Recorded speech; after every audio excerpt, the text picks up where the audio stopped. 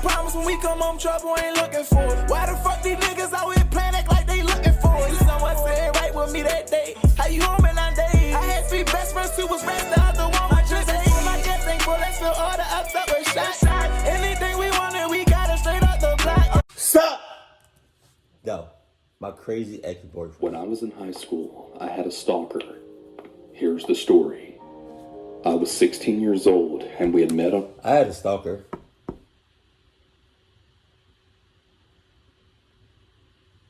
No. Nah, she was just weird. Never mind. Facebook. He went to a school nearby, and we decided to meet up for a movie. We had a really great time together, and we actually ended up dating. Wait a minute. Just hold on. I know for a fact she is not dating her stalker. Let me just run it all the way back for a second, just to make sure I'm not chirping. Cause who the hell does that shit? When I was in high school, I had a stalker. Here's the story. I was 16 years old, and we had met on Facebook. He went to a school nearby, and we decided to meet up for a movie. We had a really great time. Oh, okay, I got it.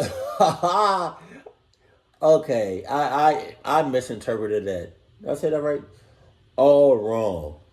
I thought she had a stalker from the very beginning, and then just decided to date the stalker. I'm guessing he seemed normal in the beginning, and then something happened, and then he became a stalker. I felt like he was always a stalker. Just like you either born a clucky or you're not.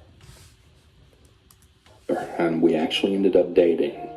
The first time that he came to my parents' house, he had an anchor monitor on for house arrest. Oh my God. And he wouldn't tell anyone why. And since he was a minor, we couldn't find out. Now, my parents obviously didn't allow us to hang out, so we had to hang out at his house or at around town at the YMCA camp. I was rebellious and naive. Things started to get weird when I noticed his family was pretty odd. One day while we were having sex in his bedroom, I saw his father looking through the blinds. I screamed and called him out for it, and his dad ran off. He told me that his dad was into redheads, and he just liked to watch us.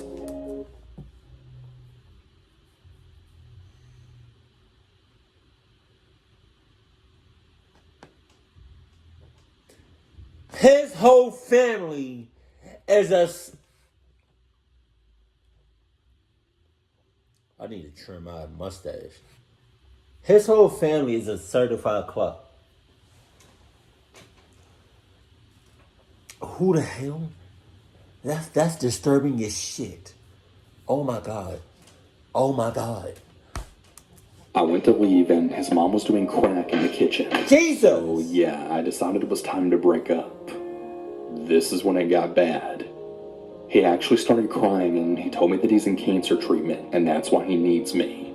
That he doesn't have long to live. Blah, blah, blah. Oh my God. I actually believed him, and I told him we could be friends.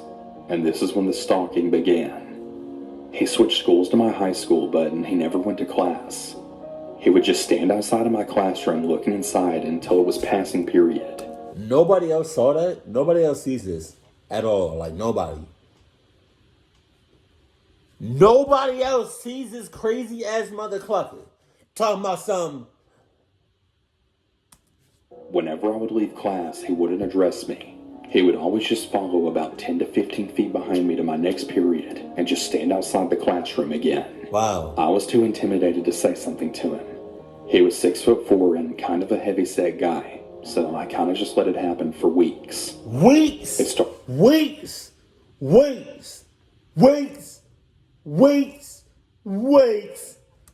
Progressed to where he would follow me home every day. He would get on the same exact bus as me and walk 10 to 15 feet behind me all the way to my house. He would stand outside just staring up at the windows until around the time my parents got home, and then he would just leave. I finally had enough, and I told him to screw off and leave me alone. I told him that we could no longer be friends or even acquaintances and to just forget about me. However, that only escalated things way further. I started getting about 150 calls a night. Wow. Half of them were screaming death threats and in detailed torture methods that he wanted to do to me, and the other half were him singing love songs that he wrote on his guitar. Every time I blocked his number, he seemed to just magically get a new one and leave even more messages. I woke up one day to see that overnight, he'd left me one of those singing, dancing snowmen on my porch. He had stabbed it in the head, and the knife was still sticking out. He covered it in his liquid deodorant that I had previously mentioned liking the smell of, and I noticed there was a hole where the little song recording device was. When I pressed the hand, it wasn't the regular Frosty the Snowman that usually played. It was his own voice saying eerily, "I'm going to have you forever. I'm never going to let you be." I was absolutely done at this point, and I told my parents, who then contacted the school. They suspended him from school, but he still waited at my bus stop every day and also walked to my home with me. One day he actually ran at me like he was going to tackle me or something. When I tensed up for the impact, he stopped and hugged me.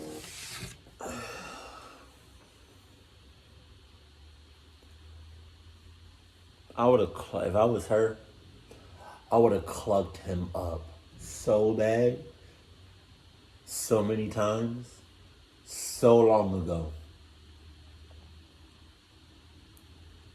I'm not going to tell you exactly what I would have done, but let's just say the first time he stalked me will be the only time he stalked me and did anything. Hell, it might be the last time he was on this earth. But I'm not going to get into that. We're not going to talk about that. It wasn't a regular hug, though. It was like he was trying to crush me. I was 5'1" and about 90 pounds at the time, and he actually ended up cracking one of my ribs. I cried, and he started crying too, before then running off. He left me a voicemail where he apologized in song. This one night is the night that I'll never forget, and it's actually the sole reason that we got a restraining order and my dad getting a gun. I woke up one evening for no reason. I was just fully awake. I got up to go to my kitchen and go get a glass of water to relax, and in the reflection of my fridge, I saw movement in my backyard. I couldn't really see well because it was so dark outside and so light inside. So I went to the backsliding glass door to get a better look. When I got a little closer, I was met with the silhouette of a 6'4" man standing just outside the door.